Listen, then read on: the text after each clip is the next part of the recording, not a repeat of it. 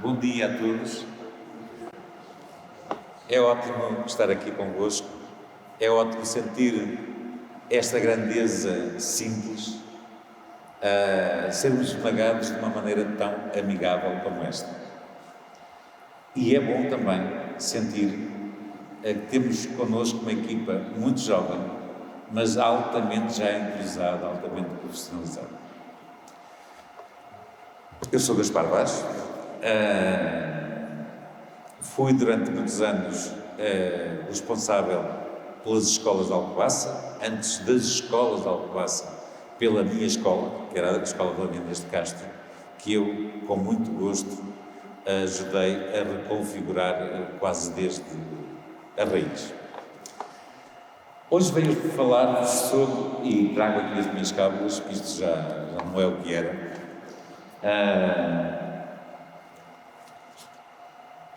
Hoje queria compartilhar convosco algumas reflexões sobre um assunto que está na ordem do dia, que é a inteligência artificial. Eu estou um bocado perdido.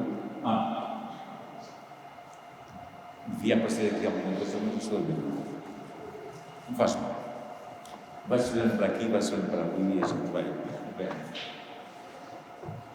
Educação e inteligência artificial, oportunidade ou ameaça, é uma forma mais convencional de lidar com estes problemas. E porque este tema,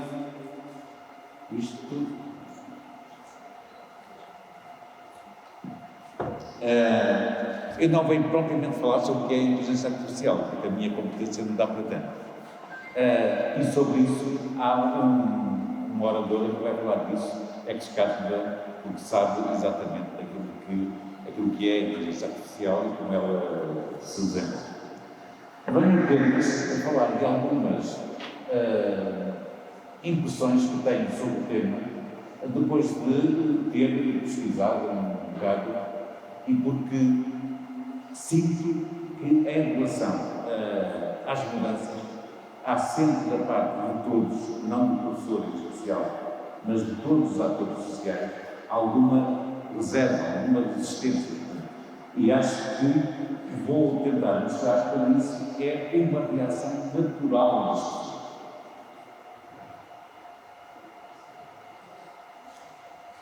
Porque este tema, porque de facto está no centro dos debates atuais, quer o mês, quer a União Europeia, quer também o Web Summit deste ano, dedicou uma grande importância, um grande espaço sobre a inteligência artificial e sobre as implicações que ela terá no nosso sistema de ensino. Estão ali assim, sei lá, os 5 nomes que eu vi mais implicados com a discussão desse tema, desde uma posição do Andrew McAfee, do MIT, que defende uma inteligência artificial pura e dura, e quanto mais desenvolvida, melhor, até opiniões muito mais cautelosas da ex-Google e atual CEO da Signal, da Naomi Ernst, do responsável pelo programa das Nações Unidas para o Desenvolvimento, e de um autor do livro a sair brevemente, o Schreier, que expuseram as suas preocupações, e são muitas, sobre a inteligência artificial. De facto, a inteligência artificial, não sendo, na minha modestíssima maneira de ver, um acontecimento revolucionário, é de facto uma ferramenta poderosa e que concita muitos medos e algumas reservas. E, efetivamente, há por aí, vocês já viram com certeza, reações alarmistas sobre a inteligência artificial. Há sempre esta paranoia, digamos assim, as máquinas vão tomar conta de nós e nós vamos ser escravos das máquinas. E a inteligência artificial é um papão vai subir os professores, vai subir tudo, e nós vamos ser aqui uns paus mandados da inteligência artificial. É aquela espécie de medo atávico que eu gostaria de vos trazer para aqui um videozinho. Fui buscar, obviamente, sobre esta resistência que temos à mudança. Pronto, vamos ver, por acaso tem alguma piada que eu me dizia, que se passa numa agonia medieval qualquer, e era sobre a produção, e é sobre a produção do sistema revolucionário de altura, que era um livro. Portanto, até aí era aquilo que eles chamam aqui, numa tradução muito brasileirada, a rolagem do manuscrito, o rolo dos manuscritos. E um monge, um intelectual qualquer, estava extremamente preocupado com a introdução do sistema revolucionário que era o livro. E como é que o livro anda para a frente e anda para trás, como é que se abre, como é que se fecha. E chamou o Elco da altura, que era um monge um bocadinho mais realizado de ideias e que resolveu o problema com alguma graça. Estão a ver? Portanto, passar do manuscrito ao livro foi uma coisa extraordinariamente difícil. Como difícil foi passar, sei lá, das primeiras tabuinhas onde se escreviam hieroglifos e outras coisas tais para o manuscrito. Portanto, sempre que há uma revolução, há esta natural reação de cuidado, de medo, de reforçar qualquer coisa que vinha aí que seja o princípio do fim das coisas. E afinal, apesar de todos os medos, nós estamos aqui. E apesar de haver uma representação popular de que nós estamos cada vez pior, e isto não é típico de povos atrasados. Na Alemanha, ainda há bem pouco tempo, fizeram uma entrevista e havia uma consciência muito vincada de que a Alemanha estava muito pior do que há 100 anos estava. E isto vai contra toda a evidência.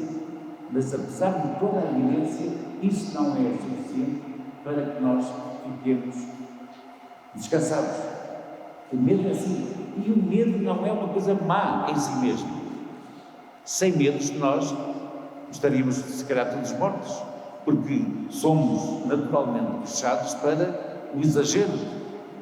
Quem é que não gosta de andar depressa de automóvel? Se não fosse medo, e as multas também, já agora, também dão algum. Se não fosse o medo e as multas, nós se calhar teríamos tido acidentes fatais. Não sei?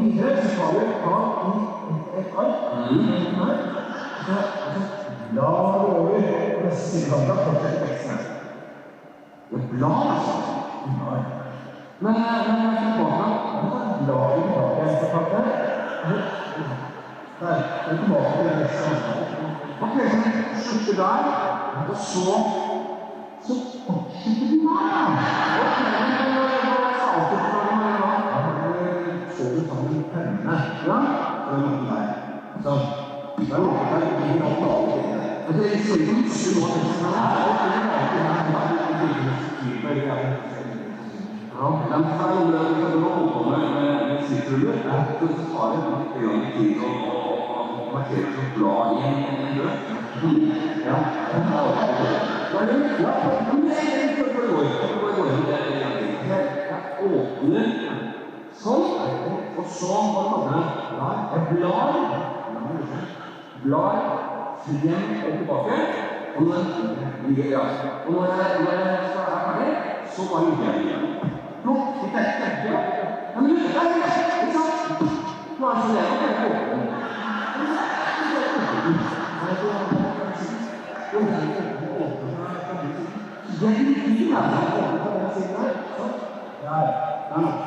ja, velho. Har du lyst til å ha det? Han holder seg ferdig som en annen utveien. Å ja, det er det. Ja, han har samme problem.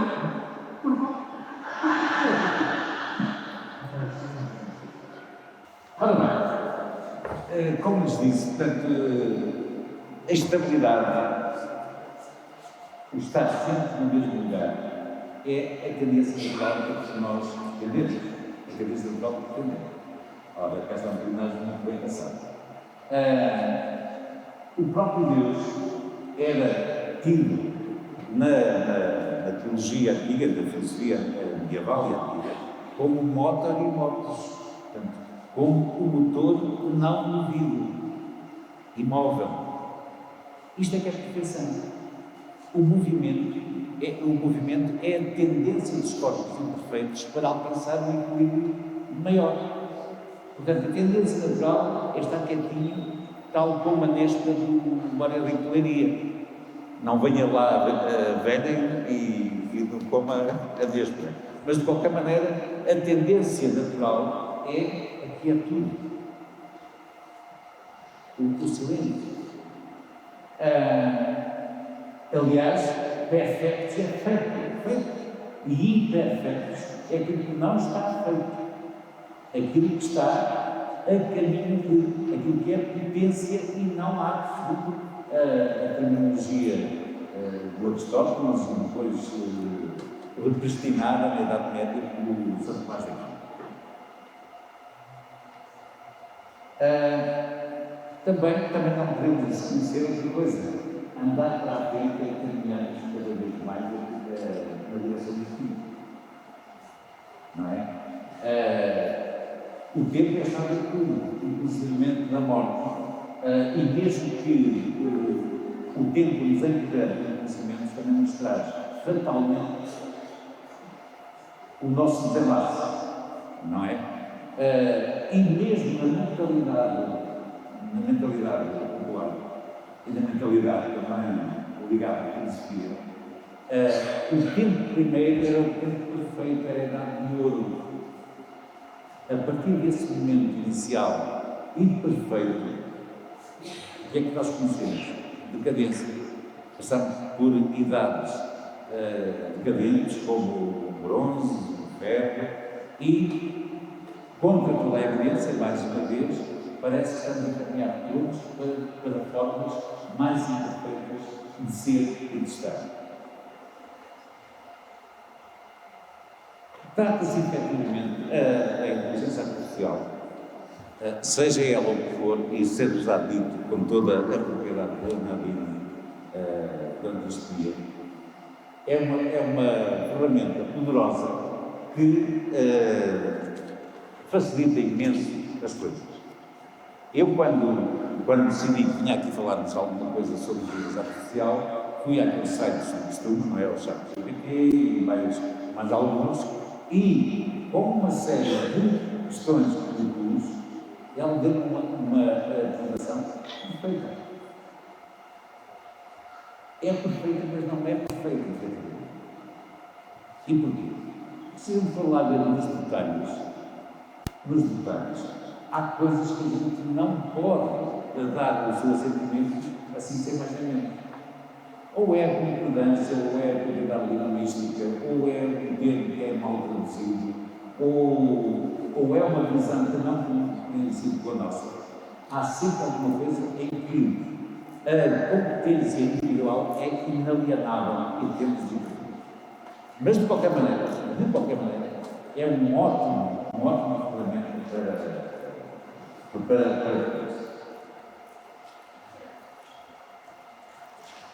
Assim,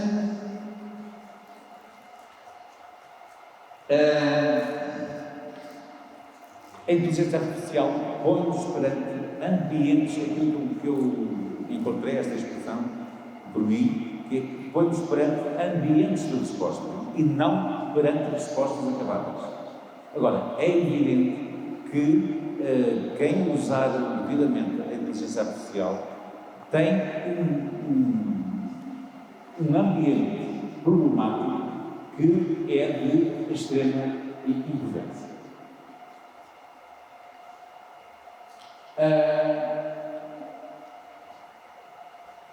Penso, sinceramente, pela minha reflexão sobre esta matéria, que a inteligência artificial é ótima, é uma ferramenta poderosíssima, mas implica que o nosso paradigma mental se altere razoavelmente.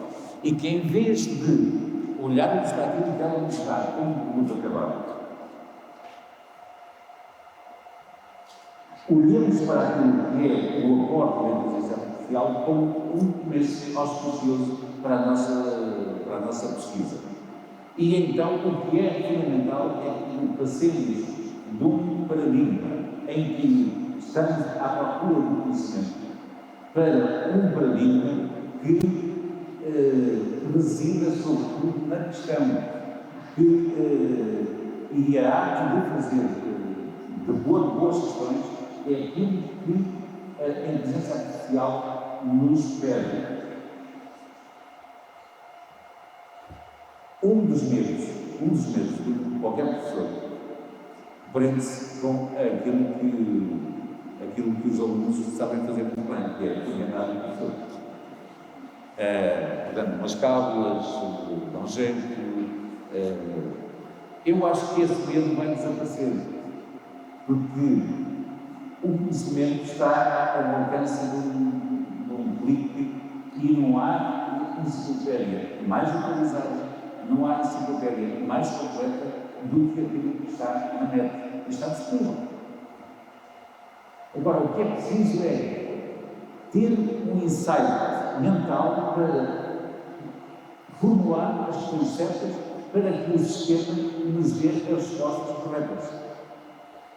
Portanto, o que vai ser muito importante da parte do professor é ele ser um tutor de questões e não um transmissor de conhecimentos. Esse está disponível. Está disponível. E este é o grande desafio, efetivamente, que se põe ao professor. Eu diria aqui, mas passou-me aqui era isto. Portanto, a inteligência artificial não é um milagre, mas é uma ferramenta que pode estar disponível e está disponível, efetivamente, para todos. Eu trazia aqui este exemplo do Ken Follett, toda a gente conhece o Ken Follett, não? Ele escreve tanto que é impossível a gente ficar à margem do Ken Follett, porque desde mais de 60 livros que ele escreveu,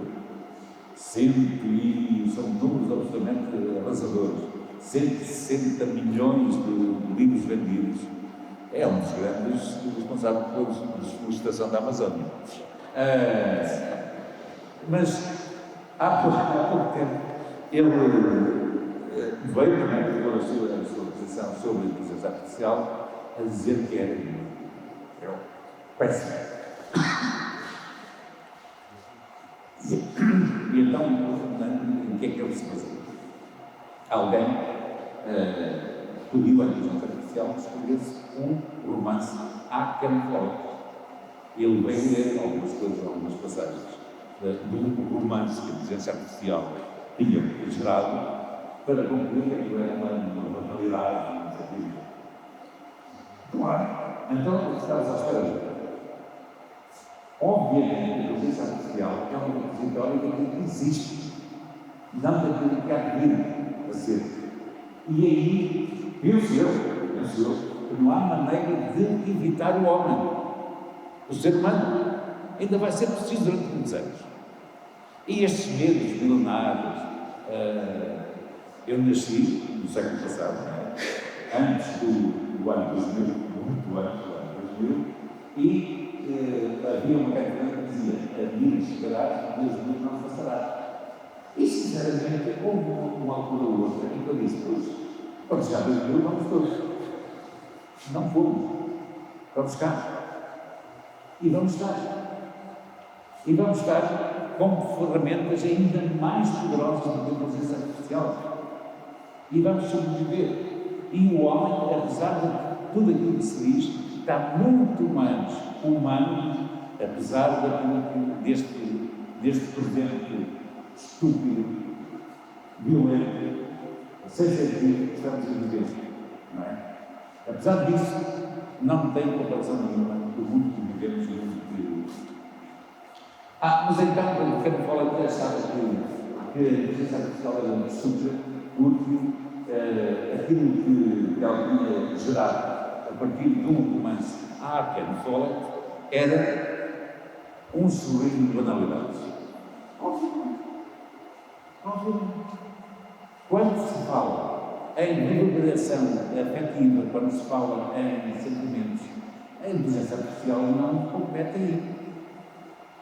A inteligência artificial é muito boa para aquilo que existe, não para aquilo que há de existir. Portanto, há medos que, de facto... Agora, se formos capazes de fazer as questões certas, eu acho que a inteligência artificial pode ser uma ferramenta fantástica. Agora, o que é preciso é fundar a ciência da pergunta.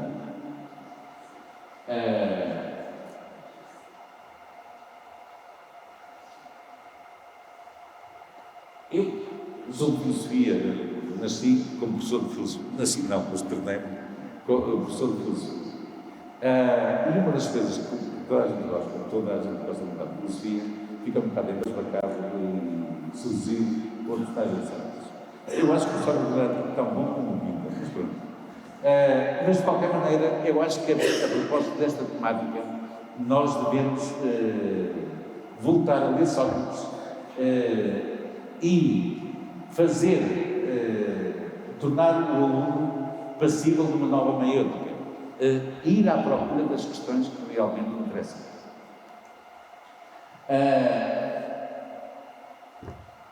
Ele dizia, o Sócrates, uma coisa que toda a gente conhece, só sei que nada sei, não é? Mas o Sócrates de facto sabia demais. Era um disfarçado. Mas, de qualquer modo, este só sei que nada sei deve ser contextualizado e é preciso que nos capacitemos de que, de facto, sabemos cada vez mais, mas face ao volume de conhecimento que também progride de uma maneira extraordinária, sabemos cada vez menos, efetivamente.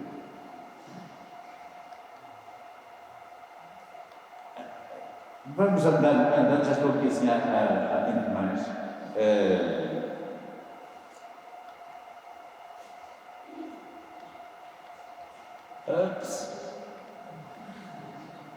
Pronto. E indo para o fim disto, eu acho que a inteligência pode ser artificial, há formas mais ou menos artificiais de inteligência, mas o coração, a afetividade e a compaixão não podem ser artificiais. E acho que assim as máquinas vão ter de soar um bocado para se preparar àquilo que é a humanidade. A reverberação que as coisas provocam em nós, acho que é uma coisa que permanecerá eternamente humana.